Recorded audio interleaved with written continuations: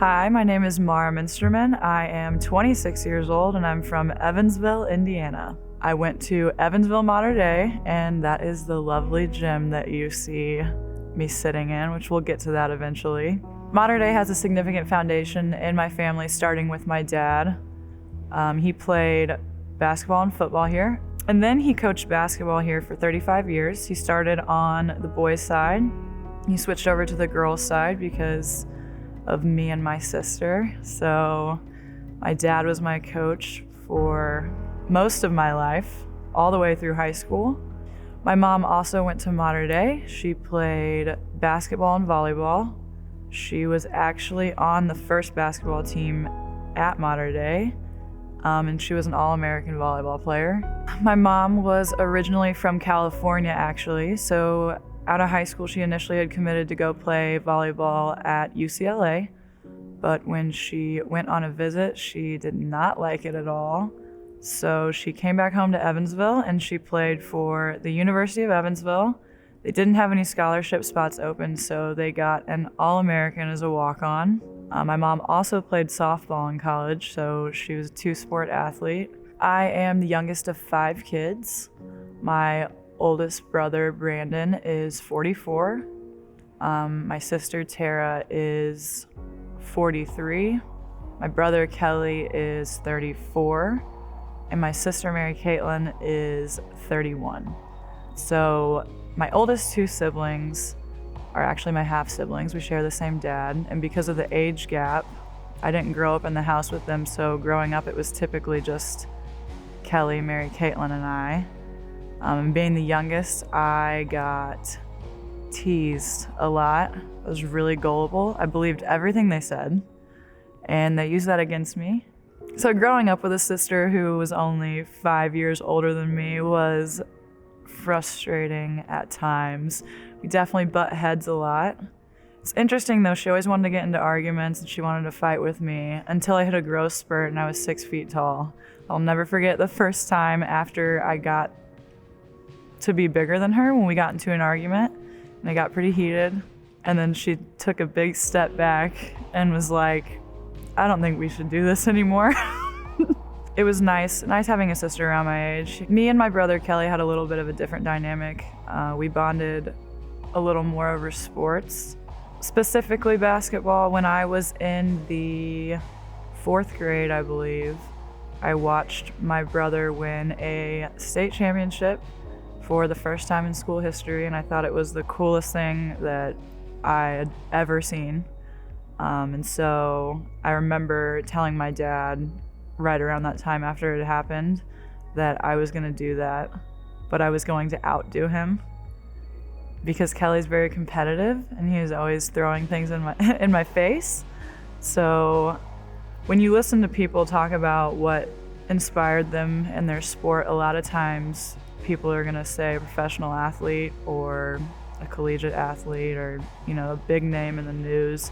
But when I get asked that question, it's always my older brother, which I think is something really special. So with my dad being a basketball coach, he coached my older sister. Like I said, he was 5 years older than me.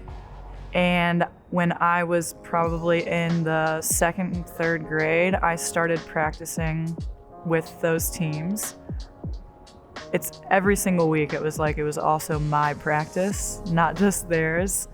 My dad had me go every time, and I did all the drills that they did. When my dad was coaching on the boys' side, he was the Mater Dei Junior Prep coach.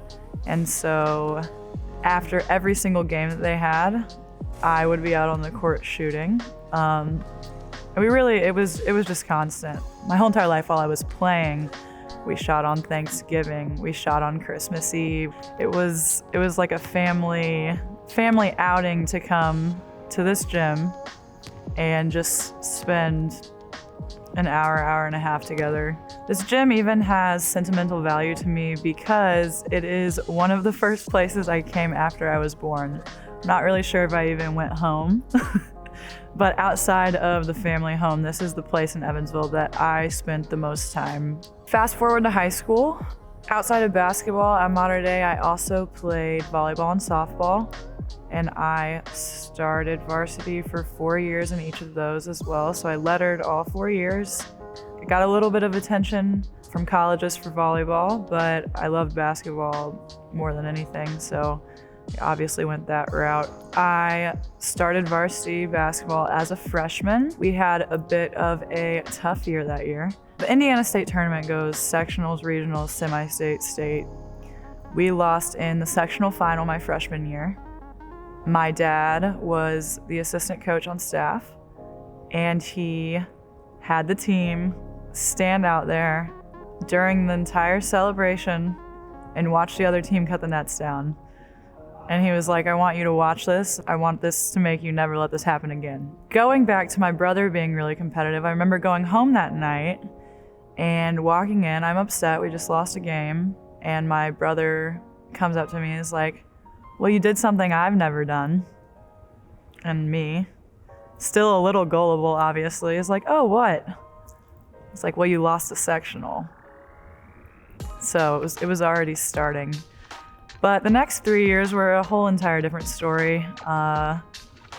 It was helpful that we had another girl come in to my high school that I'd played with my whole life, who was 6'1" and and very, very talented. And we had 3 years in a row where we were in the state final game.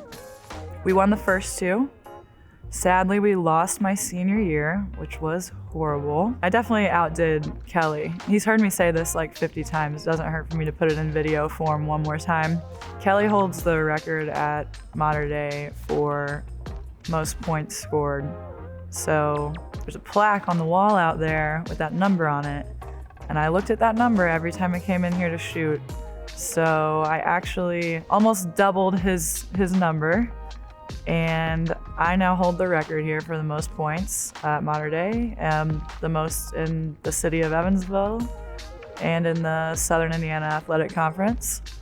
I broke the entire state record for assists in a career. I don't think that one is getting broken anytime soon, because I think that people like to shoot a lot more than they like to pass. So I think I'm good on that. My dad being my coach from second grade through high school was a lot as a girl. You obviously spend a lot of time with your parents, and then to have him also at my sports practices and then go home was a lot. As you can imagine, whenever I hit my teenage years, there's no other way to put it besides I was a huge brat. And we got into it a lot, and that carried all the way through high school. We were probably the high school team's daily entertainment at practice.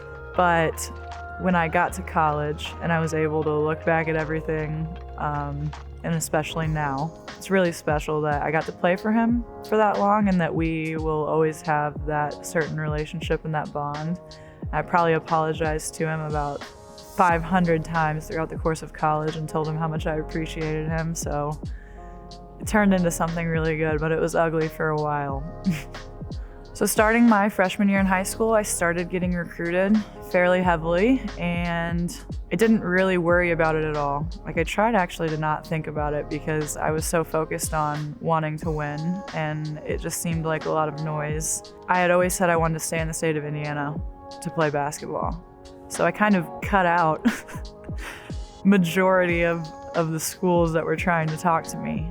I narrowed it down to the University of Evansville, Butler, and Indiana University. The coach that I had a really good relationship ended up going to Indiana University, and my junior year of high school, I committed to a full ride scholarship to play in the Big Ten. Number 31, Maura Muensterman. After my first summer on campus, the head coach at IU stepped down. We had a coaching change. Whenever you have a coaching change in college, it kind of throws a wrench in things, because for me, I was obviously part of another coach's recruiting class. So I made the decision at the end of the season to transfer, and I decided on Belmont University in Nashville, Tennessee. So I sat out my first year at Belmont for my redshirt year from transferring. And then 3 games into the next season, when I was supposed to be playing, I actually broke my foot. That was season ending for me as well. So I sat 2 years in a row. This kind of turned out to be a common theme because I would get injured on varying levels of how serious it was every few months for the rest of my career, which was disappointing, but I played the next 3 seasons. So I had a short stint the first season that I came back after my broken foot where I actually fractured my tibia and was out for about 7 games, but I got to come back, so I got to play over half of that year.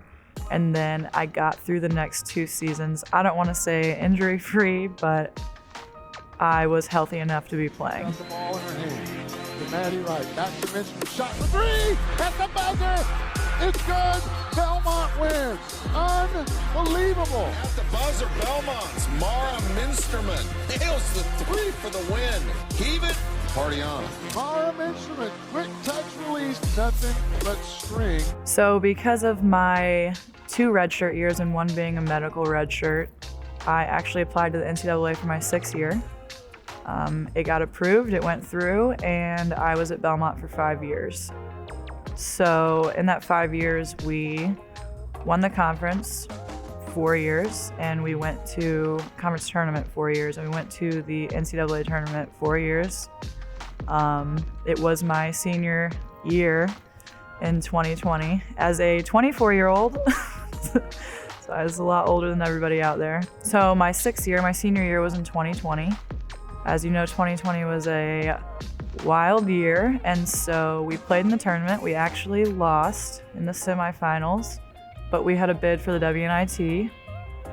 A week later, COVID shut down the world, and basketball was over for good for me, personally. It's pretty disappointing, but after everything that happened in my college career, I guess it seemed kind of fitting that it ended the way that it did. Even though how it ended was really disappointing, I still walked away from Belmont with an undergraduate degree in marketing, and I also got my master's in business administration. The community at Belmont changed my entire life, and I also walked away with some of my very best friends. My teammates were incredible there. Prior to Draper and Kramer, I worked for 2 years at a company called Sigma Group. It's based out of Evansville. Sigma Group is a group of companies in the equipment industry, big manufacturing lines. So I actually specialize as a content creator in the auction division, which included organizing all the campaigns for the auctions we ran, which was typically 2 a month. I helped upkeep the website, created email content, just any content that was needed for auction I was making. So I think that there's a fine line between marketing and recruiting. Obviously with marketing, you're selling products or services, and then with recruiting, you're selling someone on a job. So I think that a lot of the things that I learned at Sigma will transition well into my position here at Draper and Kramer.